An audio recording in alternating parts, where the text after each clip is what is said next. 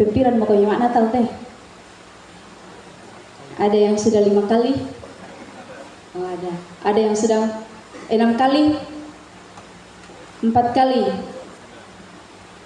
3 kali. Oh nah. Pimpiran kami rekaman Natal nih Pak Prof.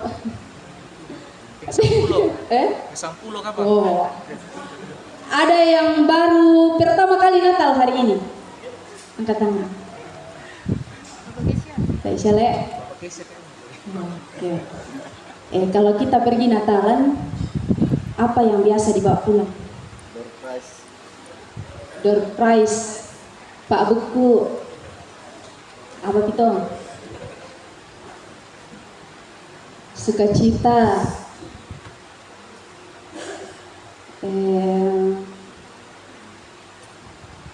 Bagus sekali dekornya. Misalnya kami kalau pulang nanti, besar kemungkinan kami akan cerita di mobil itu. Besar sekali apa? Bagus sekali dekornya. Pengadaan. Atau ada cewek tadi itu, Victor ya, ada tadi cewek itu di depan pakai pirang-pirang nah. Misalnya cantik sekali, bolehkah kita minta nomornya? Atau ada cowok tadi di belakang duduk, siapa kan namanya itu? Aku mana tira itu, siapa ke belakang?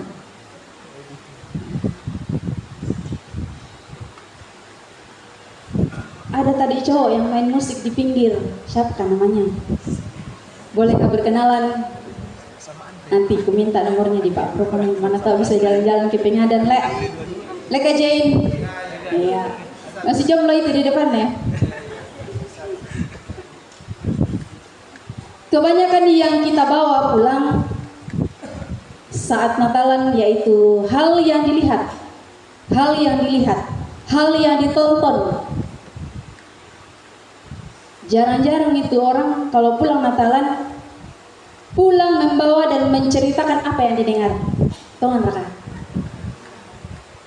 Mikilalai para ikut mana Pak proponen tentang nama Natal jemaat. Entah kami mikilalai. Tapi mikilalai patu dekor nale. Ada yang berubah? Pasti sesuatu yang diingat, sesuatu yang dibawa pulang itu hal yang kelihatan. Tetapi Natal PPGT malam ini ketika sudah pulang di rumah harus bawa yang didengar setidaknya mengingat kata menyala. Mengingat kata menyala. Mana contoh? Menyala abangku. Menyala abangku. Jamur kamirang itu noni spiritus. Ada yang sudah mendengar bunyi spiritus? Bagaimana suara dari spiritus ini? Maka selalu kencang, sangat besar ledakannya, suara ledakannya. Makanya kalau orang-orang Natalan atau Tahun Baru, orang-orang banyak membuat spiritus untuk mau membantu suara bunyi petasan. Karena suara spiritus lebih besar dari suara petasan. Ada yang di Pengadan buat spiritus?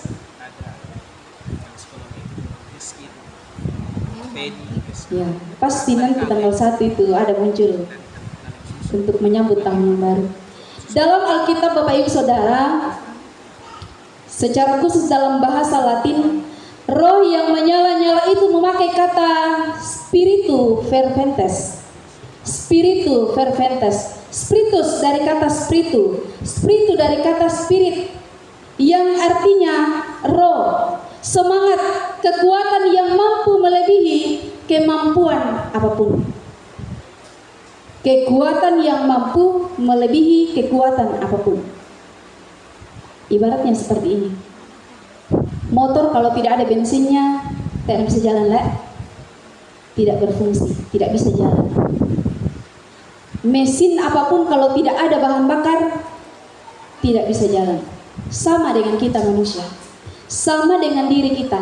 Kalau tidak ada roh di dalamnya, maka diri kita tidak ada yang gerakkan, tidak ada yang memberi semangat yang full untuk melakukan sesuatu. Dan pada akhirnya nakokiano anak-anak muda lemas besti, letoi. Enak kami bahasa so kau pun kikuan letoi. Tidak ada tenaga, lemas, malas, karena tidak ada sesuatu yang mendorong dari dalam diri.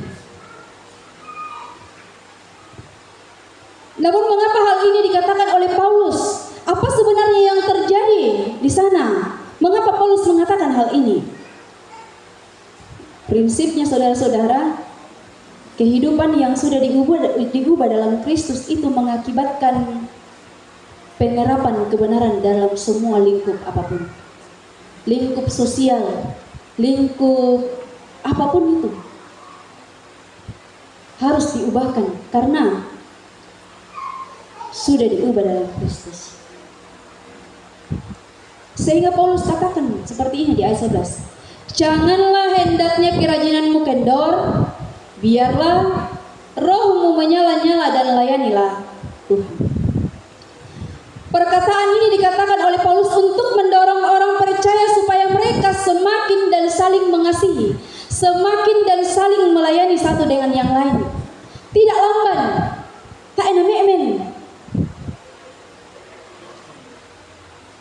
Tidak lamban dalam bekerja, tetapi harus semangat dalam roh dan melayani Tuhan. Paulus ingin orang percaya menggunakan semua energinya, menggunakan semua hal yang menggembirakan, dan Paulus ingin orang percaya memiliki pengabdian yang tinggi dalam melayani orang lain. Pengabdian yang tinggi dalam melayani orang lain, seperti juga untuk melayani Tuhan. Hal ini sebuah keharusan Bapak Ibu Saudara, bukan sebuah tawar-menawar apakah kita mau lakukan atau tidak, tapi ini adalah keharusan. Jadi dua hal yang ditekankan. Pertama, tidak bermalas-malasan dan mengasihi, semangat dalam bekerja baik untuk diri sendiri maupun juga kepada orang lain. Kedua, bagaimana semangat untuk melayani Tuhan. Pengurus PPGT Pusat mengambil ayat Alkitab ini, Roma 12 ayat 11. Itu mau mendorong kita bahwa sebagai PPGT kita dihimbau hendaknya jangan bermalas-malasan dalam bekerja.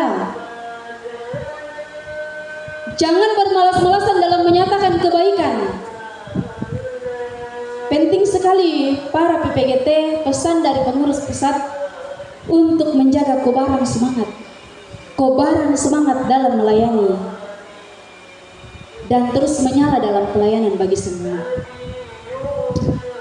Pertama, untuk menjaga kobaran semangat dan terus menyala itu dimulai dari diri sendiri, bukan dimulai dari orang lain. Dimulai dari diri sendiri. Saya setiap kali melihat postingan Pak Proponen, sangat bangga sekali melihat pemuda-pemuda bekerja di gereja. Anak-anak muda PPGT di Pengadan semangat dalam melayani Tuhan, dan kita saksikan hari ini. Semangat dalam menyatakan kebersamaan. Teman-teman yang sudah melayani, bagaimana perasaannya? Gugup. Apalagi? Ada senang. Yang lain, bagaimana perasaannya melayani Tuhan di gereja?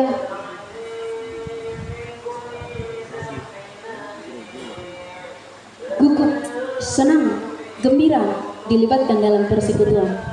Sebenarnya anak-anak muda, kalau kita pelayanan di gereja itu sama dengan melatih diri. Sama dengan melatih diri. Kita mempromosikan diri supaya bukan hanya bisa dalam jemaat, tetapi bisa dalam lingkup klasis. Bukan hanya bisa dalam lingkup jemaat dan klasis, tetapi bisa dalam lingkup wilayah. Bukan hanya dalam lingkup jemaat, klasis dan wilayah, tetapi lingkup semua dia. Banyak orang seperti itu berlatih dulu dalam jemaat, baru naik tangga. Bukan langsung di atas, baru turun level.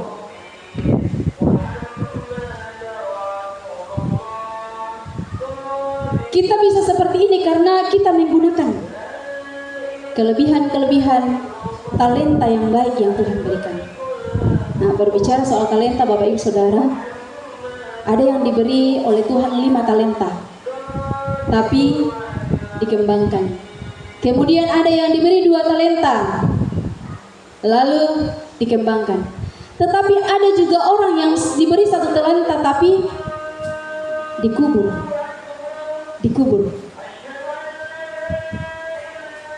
Kalau kita mau memakai talenta dengan baik, maka itu bisa bertumbuh dan bertambah. Misalnya, anak-anak muda memiliki talenta main gitar, bertambah lagi bisa main kajon, bertambah lagi bisa main keyboard. Setelah bisa bermain musik, bertambah lagi bisa melatih anak-anak, bisa melatih anak-anak, bertambah lagi bisa menjadi pelayan firman Tuhan. Misalnya, berbeda dengan talenta yang tidak dikembangkan. Bisa saja diambil dari dirinya, tak bangsa nak pakai. Itu juga tidak dipergunakan. Di sekitaran kita di sini teman-teman, tempatnya tambang. Misalnya ada di PHK di tambang. Dari 100 karyawan yang akan di PHK 300. Mana yang harus di PHK? Yang punya skill atau yang tidak punya skill? Yang mana? Yang punya skill atau yang tidak punya skill? Yang tidak punya skill. Atau memiliki skill hanya 1, lalu kemudian yang lain memiliki skill 3. Mana yang di PHK? 1. Ya, itulah dunia.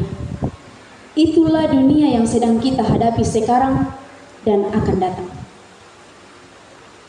Makanya penting sekali untuk anak-anak muda aktif terlibat dalam pelayanan, supaya semakin mengasah diri, supaya semakin melatih diri, supaya semakin mengembangkan potensi-potensi yang Tuhan berikan. Karena sebenarnya sadar atau tidak sadar, apa yang kita lakukan, apa yang kita kerjakan di dalam persekutuan, terutama di gereja, itu dilihat oleh orang lain, diperhatikan oleh orang lain. Ya na melo-melo tu zaman ta, pasti na promosikan kita oleh, pasti na promosikan kita. Kalau bagus-bagus, melo-melo zaman tu, Kak Teo, dia bertanggung jawab. Kalau kita memberikan pekerjaan, berilah pekerjaan itu, sebab dia bisa diandalkan dalam bekerja, dia bisa bertanggung jawab dalam bekerja, dia banyak memiliki ide-ide. Misalnya kalau kita aktif dalam gereja, dan di mana-mana saudara-saudara mencari pekerjaan yang ditanyakan apa skillmu, bukan apa titelmu, bukan apa pangkatmu, bukan berapa titel sarjanamu, tetapi yang ditanyakan ialah skill. Percuma ada titel kalau tidak ada skill. Apa yang bisa kamu buat? Bukan apa saja pangkat dan titelmu. Perusahaan atau apapun tambang-tambang yang kita tempati untuk mendaftar tidak memerlukan titel, betul?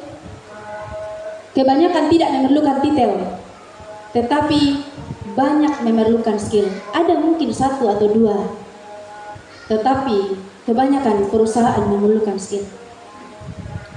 Dan tempat untuk mengasah skill dan talenta itu ada di gereja. Ada di gereja, bukan di tempat yang lain.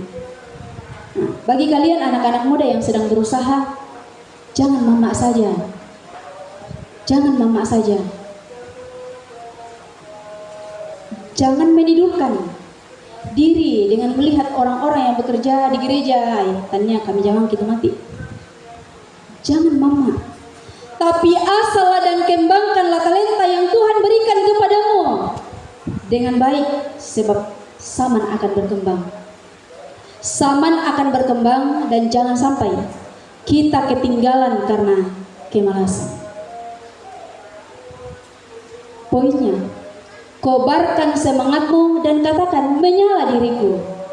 Nah, seperti tema kita, kobarkan semangatmu dan menyala diriku. Nah, untuk semakin menyala, saudara-saudara, talenta-talenta yang sudah digunakan dan dikembangkan tentu akan dirasakan oleh orang lain, dan penting juga untuk meningkatkan pelayanan terhadap orang lain seperti yang dihimbau Paulus kepada jemaat di Roma. Kita diajak untuk peka akan keberadaan orang lain. Sadarkah teman-teman?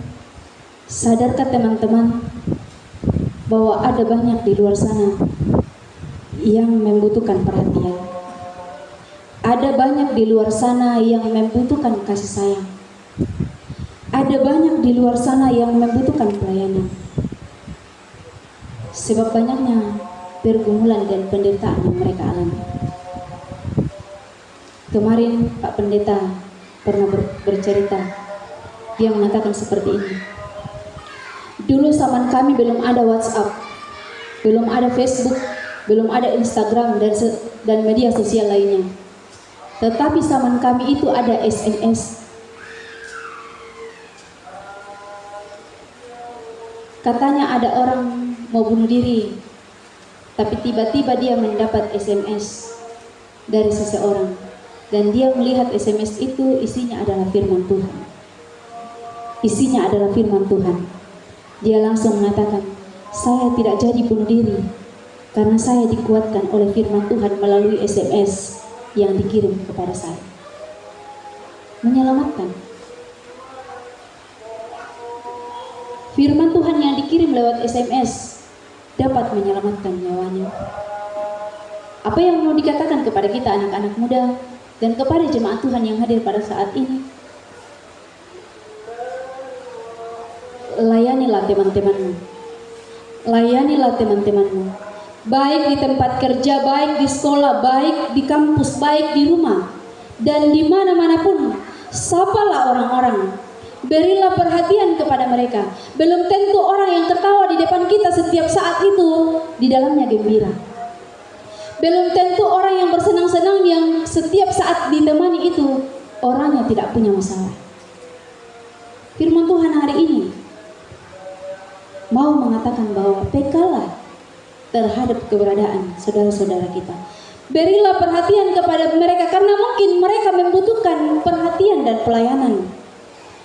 Karena mungkin mereka mau butuh didengar dalam bercerita. Bagi anak-anak muda yang kerja di tambang, pakailah waktu istirahat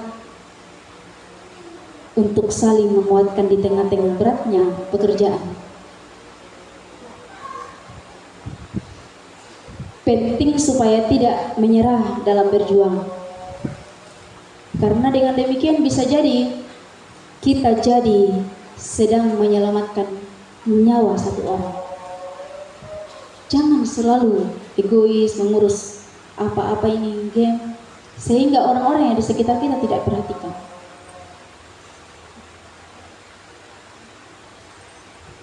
Bisa jadi mereka sedang membutuhkan hal yang mau didengarkan. Bisa jadi mereka sedang butuh untuk disapa. Bisa jadi mereka sedang butuh untuk dilayani.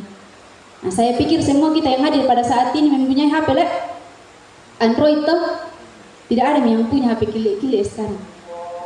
Pakailah HP itu untuk menjadi berkat kepada orang lain. Kirimkanlah semangat-semangat, inspirasi-inspirasi dan firman Tuhan kepada orang lain yang sedang bergumul. Kami berkunjung bersama dengan majelis gereja.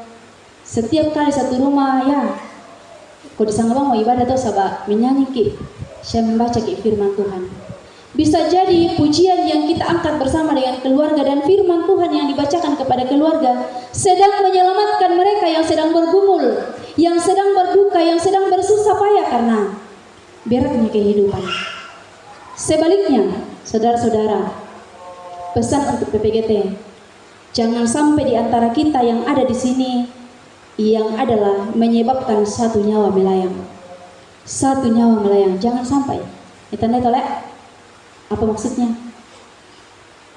di Toraja ada kasus bunuh diri karena pembulian. Banyak kasus bunuh diri karena pembulian.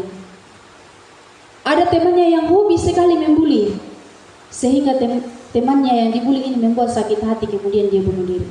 Ada yang hobi membuli di sini? Ada? Ada yang suka membuli? Bertobatlah. Bertobatlah. Jangan sampai bulian dalam satu hari itu membuat nyawa orang melayang karena sakit hati yang berkepanjangan. Ada juga kasus bunuh diri karena pacar. Misalnya, pacarnya memutuskan begitu saja, padahal sudah ditiduri. Maaf, padahal sudah ditiduri. Dewasa nasang syam kila anak-anak muda bah. Kita disaksikan oleh orang tua. Ada kasus bunuh diri karena sudah ditiduri pacarnya, kemudian pacarnya meninggalkan begitu saja. Nah, putuskan. Yang mau dikatakan, wahai para cewek-cewek yang cantik, jagalah dirimu, jangan sampai mau dijadikan seperti ikan yang dipekan. Itu balik dipekan nih, mealaki dia mati, tapi kita yang hidup menikmati ikan itu. Jangan sampai para cewek-cewek yang hadir pada saat ini terpancing dengan gombalan-gombalan maut yang pada akhirnya membuat dirimu menyesal. Kemudian para wahai laki-laki yang ganteng, jangan menyentuh perempuan sebelum menikah. Jangan meniduri perempuan sebelum menikah. Kita di Tambak ini terkenal banyak pinggir-pinggir jalan. Tak sih di pinggir ada banyak apa bangunan-bangunan yang tidak IMB, izin membangun bangunan. Jangan sampai para laki-laki yang ganteng, jangan nodai kegantenganmu dengan pergi main-main ke sana. Jangan sampai meniduri perempuan lalu ditinggalkan dengan baik. Kalau seperti itu, hatinya akan sakit. Itu akan membekas perbuatan-perbuatanmu yang nasi tirkom jolalan pasti nokan tirkom. Karena masa lalu yang kelam, masa lalu yang begitu menyakitkan. Tetapi bagi yang sudah punya pacar, para laki-laki yang sudah punya pacar, jadilah support system seperti Pak Proponen. Support system lu tuh Pak Proponen lah ke bawah cewek nah. Begitupun dengan pacarnya yang jauh di sana. Senang sekali melihat postingan-postingan PC digitar-gitarkan lah. Aku cewek na Pak Proponen teh senang lu na. Digitar suste tapi. Berilah efek yang baik kepada orang lain. PPGT harus menyala dan punya ledakan yang besar seperti suara spiritus yang membawa dampak positif, bukan dampak negatif. Karena kalau kita memberi dampak kepada orang lain, pasti yang ditanya itu, gereja di mana itu cowok tadi atau cewek tadi? Dia PPGT di mana? Dia tinggal di mana? Dia agama apa? Itu pasti yang dipertanyakan dahulu. Tetapi kalau kita memberi dampak negatif juga ditanyakan seperti itu, hanya saja dampak negatif dan dampak positif berbeda efeknya. Yang satu efek baik dan yang satu efek tidak baik. Sehingga mari tingkatkan kualitas diri. Mari tingkatkan kualitas persekutuan PPGT Jemaat Gloria Pengadan di tempat ini. PPGT itu harus powerful. Jangan panas-panas say manuk lek. Nakot butuh mata tekan malah sudah say manuk tuan anak muda nalang. 1, 2 bulan, 3 bulan mulai pudar kerajinannya. Kemudian satu-satu sudah mulai menghilang. Banyak pesan firman Tuhan yang disampaikan hari ini. Setidaknya bisa bangun pulang.